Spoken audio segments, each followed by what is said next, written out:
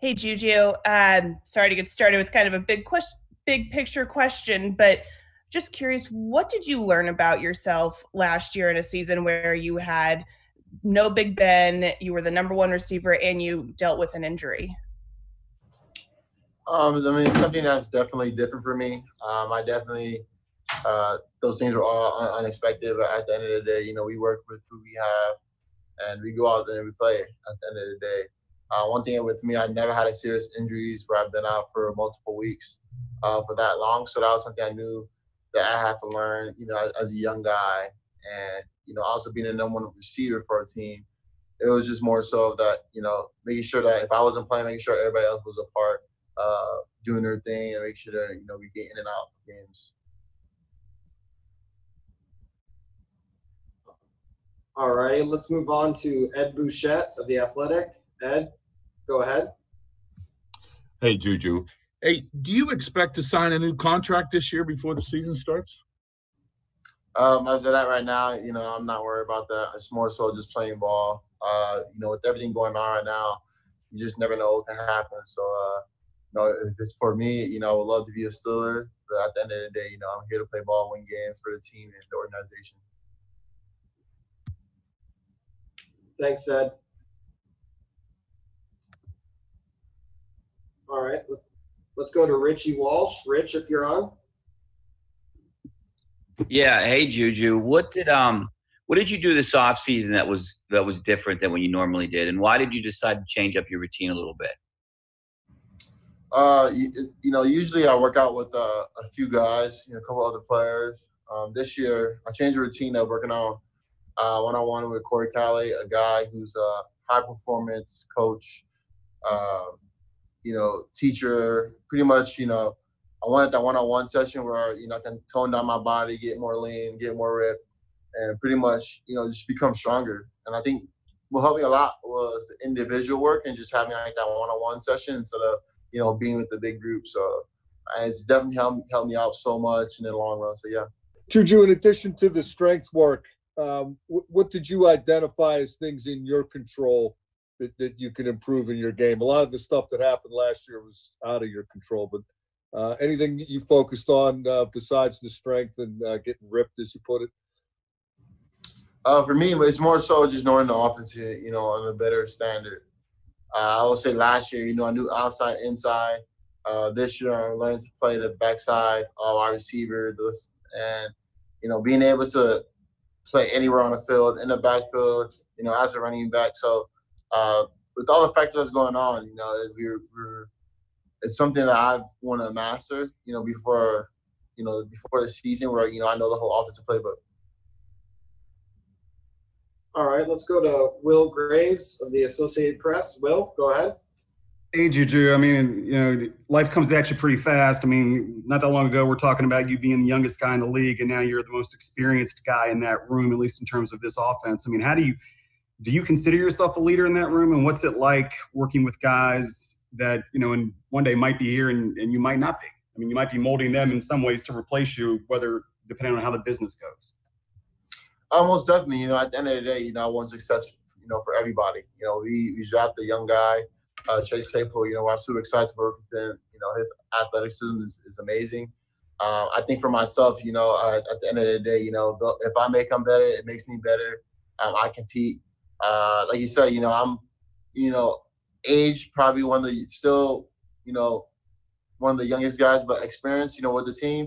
That's where I come in the most. At the end of the day, like I said, I want everybody to be successful. And if I make them better, it makes me work harder to keep my job. And at the end of the day, like I said, we just want to win games and do our thing. All righty, let's go to Chris Adamski. Chris, go ahead. Hey, Juju, just two things real quick. You asked about the contract. Have you guys had any negotiations? Your agent at all talked? Is there any movement in terms? You're down to about 3 or 4 weeks here before the deadline for an extension before the season. And then how do you see kind of the division of labor with the 4 or 5 of you guys this season at wide receiver? Can everybody play every position, or are people going to slot into different roles? So with the contract wise, that's between, my agent and the Steelers. At the end of the day, like I said, I'm just here to play ball. I'm not going to be the type of guy who sits out and wait. I'm going to play, regardless if there's a contract or not. And then also with the guys, the receivers, I mean, we can go into no huddle and we can have so many different players play so many different positions, and that's like the best part of it. And, when having Ben and having him to call no huddle and call what he likes, I think that's where we have a lot of success. Hey, let's go to Aditi Kinkwabala. Aditi, if you're on, go ahead. Hi, Juju. We've talked a little bit about what all these other younger receivers can do and how you might all, sort yourselves out. But what's the one thing that you offer, both in the meeting room and on the field, that nobody else does? What's the one thing you have? Man, just having fun.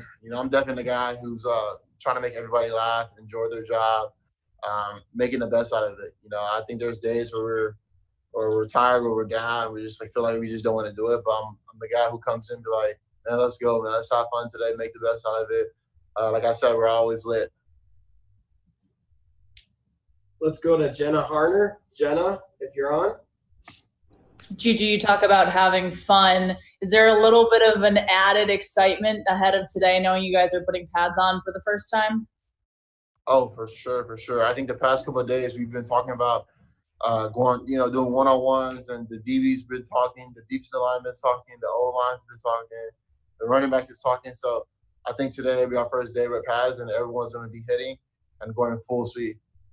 Let's go to Alan Saunders. Alan, if you're on. Hey, Juju, what did you take away from last season from the perspective of not having Ben Roethlisberger, and how did that maybe teach you things about your game or what you could do better, and how do you think that's going to impact things for you now that you're getting him back? I mean, the thing, Coach Thomas says, next man up, we play who we have. I think with Mason, we go into the season, having a better game plan, having a better playbook plan, going to each game moving forward. The thing with Ben, he's so spontaneous. He's been doing it for so long with the experience that he has. He's able to go into the game and just do no huddle and just, call plays, on the back of his hand. So, having the back is just a plus. But at the end of the day, it's going to take all of us. It's going to take the defense. It's going to take the special team. So we just got to do our job, collectively. All right, let's go to Christopher Carter. Chris? Hey, Juju, speaking of Ben, you have the most experience working with him of the receiving core, and you worked with him before camp. You've worked with him, now that you guys have been at Heinz Field. What's been some of the challenges you guys have been trying to get your rhythm back? It's more so it's not really a challenge. Like I said, I think one thing that we did, before camp, we always threw with him, and which was a good part, having the young guys. And that's like the biggest part for us is like the young guys trying to get used to him. Obviously me, James, Deontay Spitz, we played with them before, but like Chase Claypool, some of the other guys that are coming in that he has to work with, some of the running backs that he has to work with, seeing what they can do and how he can throw the ball to help him out. So the thing about it, Ben, he can put the ball anywhere, but he has to understand our body movements and how we can move. All right, we'll have time for a couple more. Brian Backo, go ahead, Brian. Hey, Juju, you talked about what you did differently this offseason in terms of your training, but in pro sports, it's always talked about guys going into contract years, stuff like that. Were you more committed or more dedicated to what you're doing this offseason than in previous years now going into year 4? I mean, not so much. I think every year you always find something new. You always want to push yourself going into, year 4, year 3, year 2. Coming into my rookie year, after that year, I was like, okay, well, this is my first offseason being a rookie. Let's see what I can do. I learned from a couple of the other guys, and, I noticed that some of the other, older guys are doing one-on-one more stuff. Some were staying here at the facility, and that's part of what I did. I kind of pretty much, trained with my trainer for a couple of months, 2 to 3 months, and then I came to the Steelers about a month early just to get some work and show face. And I don't think I did it for a contract. It's more so that like every year I'm learning something new and how I can become better as a player for the team. All righty, we'll wrap it up with Bo Marciani. Bo, go ahead.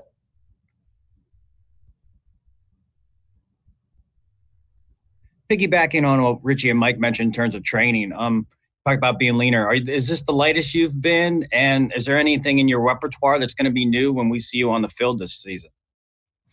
I would say yes, it's probably the lightest I've been. I've also been, I would say I've also been a little quicker. But, with the tools that I have, in my box that are going to be this year is, man, just doing my job, like knowing the playbook, knowing the defense, being able to be smart and play in situations like that. But like I said, it's going to take all of us to win games and come out of stadiums with W's. And it's something that, I've been waiting and looking forward to. So, hopefully we do follow through with the season.